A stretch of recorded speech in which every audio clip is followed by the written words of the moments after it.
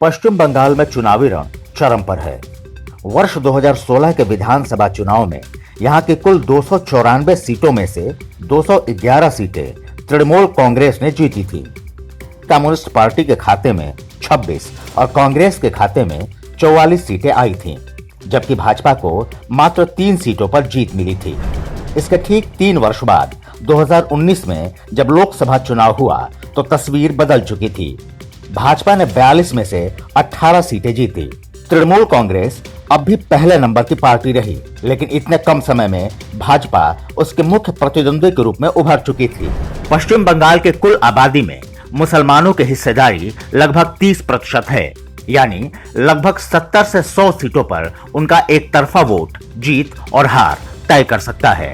तृणमूल कांग्रेस के core voter मुस्लिम ही हैं, लेकिन फुरफुरा शरीफ के पीरजादा ने नई पार्टी बनाकर और ओवैसी की पार्टी AIMIM ने पश्चिम बंगाल में चुनाव लड़ने की घोषणा करके तृणमूल के कोर वोट में सेंध लगा दी है।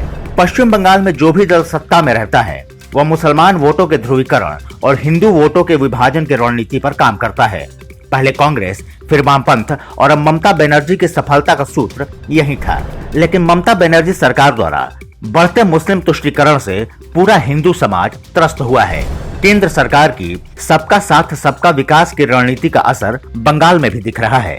न सिर्फ हिंदू समाज एकजुट हो रहा है, बल्कि स्वयं को राष्ट्रीय मुख्यधारा का भाग मानने वाले मुसलमान भी भाजपा को आशा भरी दृष्टि से देख रहे हैं। बंगाल में कुल हिंदू वोटरों में 17% अनुसूचित जातियां हैं। 2019 के लोकसभा चुनाव में इनका 59% वोट भाजपा को और मात्र 30% वोट तृणमूल कांग्रेस को मिला। इसका सबसे बड़ा कारण उज्ज्वला, प्रधानमंत्री आवास और जनधन जैसी योजनाओं को माना जाता है।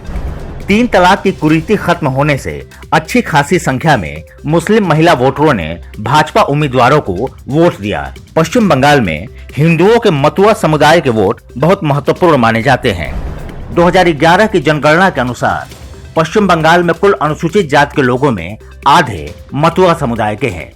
स्वतंत्रता के बाद ये लोग पूर्वी पाकिस्तान से आए थे, लेकिन उनके पास नागरिकता नहीं थी।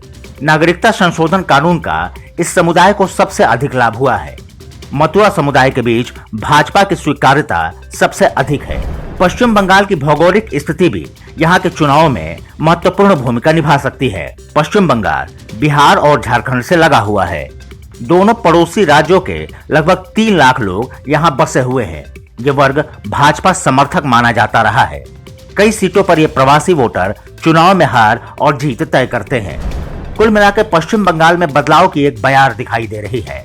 सारा दारोमदार इस बात पर है कि क्या राज्य में निष्पक्ष और शांतिपूर्ण तरीके से मतदान हो पाएगा।